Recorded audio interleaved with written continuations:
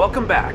This training mission serves as a basic introduction to using the PACS, or Programmable Armament Control Set, in the air-to-ground mode. Please wait for everything to load properly.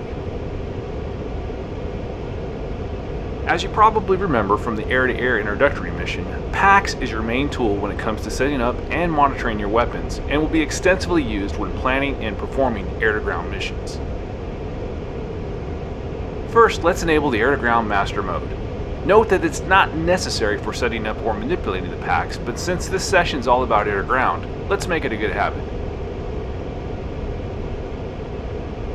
Good.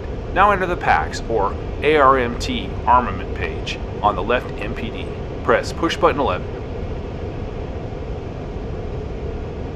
followed by push button 2. We're now in the PACS main menu, where you can set up the air-to-ground weapons, edit the air-to-ground loadout, set up combat jettison, or enable training mode. We'll leave the jettison and load parts for another time and focus on the air-to-ground page, as it already is going to be a long lesson. Press push button 3 labeled AG. Okay, this is the air-to-ground display, and you, or your Wizzo, will be spending a lot of time on this page and its subpages in the future. Let's go through the main options. Push button 1 works in the same way as in the air-to-air mode and lets you switch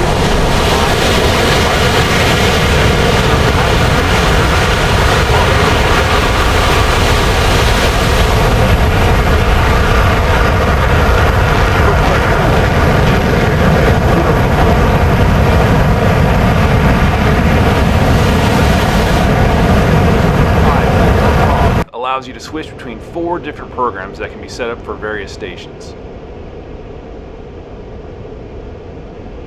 These stations are listed in the top row of the display from left to right. Station 2 under the left wing, left conformal tank, centerline Station 5, right conformal tank, and Station 8 under the right wing. You can see at a glance the kind and the quantity of available weapons on each station. If nothing's loaded, pylon will be displayed, as in the case with Station 5. If the pylon is removed, then the legend will be blank. Loft, TARM, AT, and CT are parts of weapon delivery data set up in the air-to-ground delivery page, which we will visit at the end of this training. Finally, the current mode for air-to-air as well as air-to-ground, which can be either training or combat, is displayed next to push button 15. That covers the basics, so let's jump into setting up the programs. It's important to remember that these are linked to specific types of weapons. You can select all stations with the same type of bomb and set one program for all of them. Then you can switch to the next program, select only one of the stations, and set it up differently, and so on. We'll prepare 3 different programs now, starting with the 2,000-pound Mark 84s. Select Station 2 and 8 by pressing push buttons 20 and 16. Okay, both stations are now boxed, and your next step should be to select the desired delivery mode. In this case, either CDIP or Auto. The CDIP is exactly the same as CSIP for all the other aircraft and stands for Continuously Displayed Impact Point. The other option is Auto, and it allows you to drop the bombs on the previously designated target. Select Auto by pressing push button 7. Now we have to choose the release sequence for each pickle press. One stay means that one weapon for each selected station will be dropped with every press of the pickle button. Selecting step will drop one weapon with each press, alternating between all the selected stations. Choose the first option. Finally, the fusing. The selection here will matter mostly for retarded bombs and laser-guided bombs. Anyway, for now, choose the NT, or nose tail, to arm all 3 arming wire units. We're set. You should see the auto delivery reticle on your HUD now, which means that the program is ready to be used. Let's quickly make another one. Press push button 5 to cycle to program 2.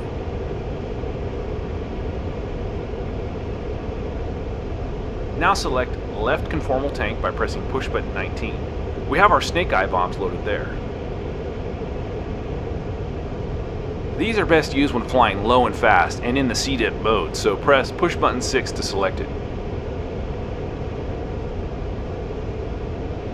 Let's set them up so we expend all 6 bombs at a time. To do so, you can choose one of the 2 remaining options. Ripple Single allows to drop a string of bombs for as long as the pickle button is pressed, alternating between all selected stations. Ripple Multiple works in a similar way but drops bombs simultaneously from all the selected stations, so in pairs, threes, etc.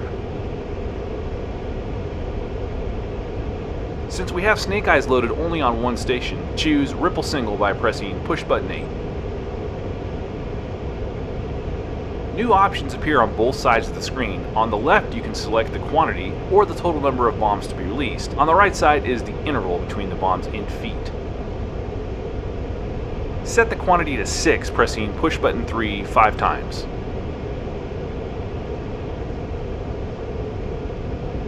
Now set the interval to 110 feet by pressing push button 13 once, followed by push button 12. Good, now the fusing. For Snake Eyes, it does make a big difference. Choosing nose only will make them drop as normal bombs. However, if you select nose tail or tail only, it will make them deploy speed retarding fins. Do so now.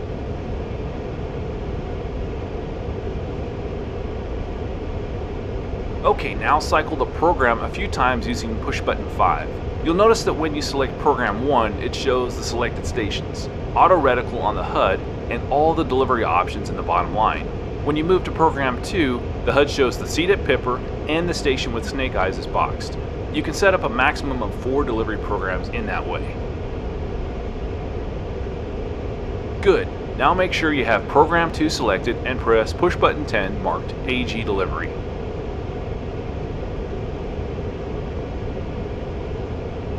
You should now see additional information such as altitude, wind speed, and current time.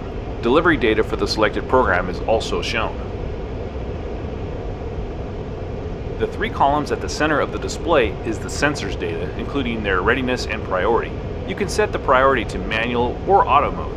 We won't be going deeper into this topic today, just make sure that the legend in the first column and next to push button 13 says auto.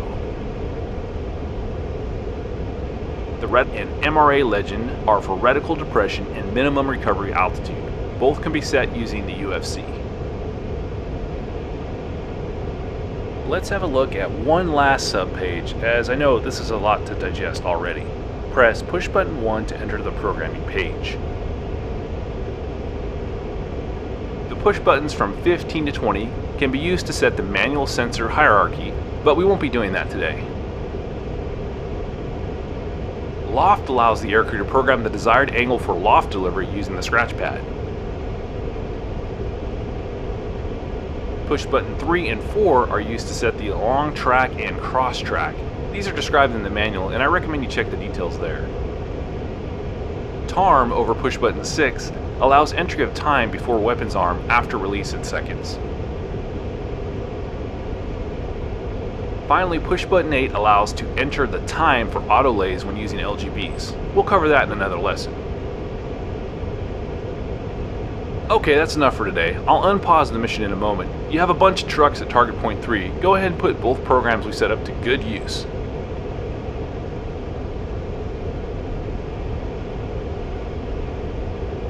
Oh yeah, don't forget to set your master arm to on. Have fun!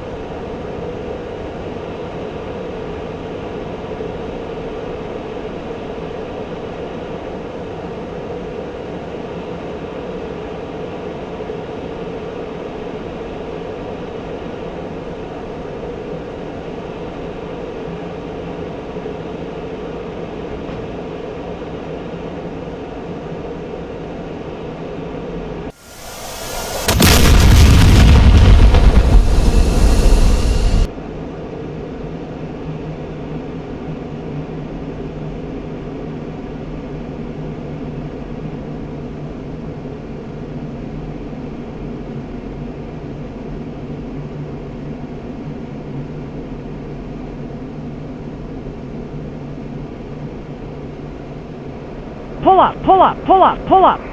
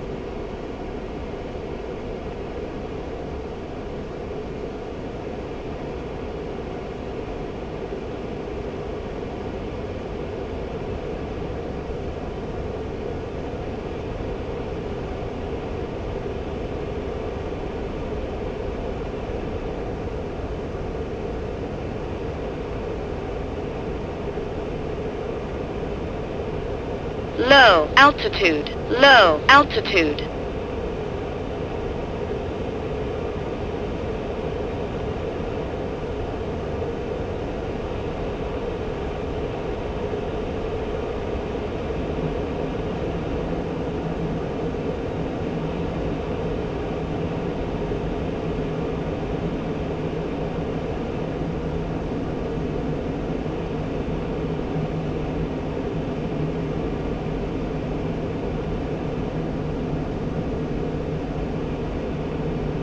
Pull up, pull up, pull up, pull up. Low altitude, low altitude.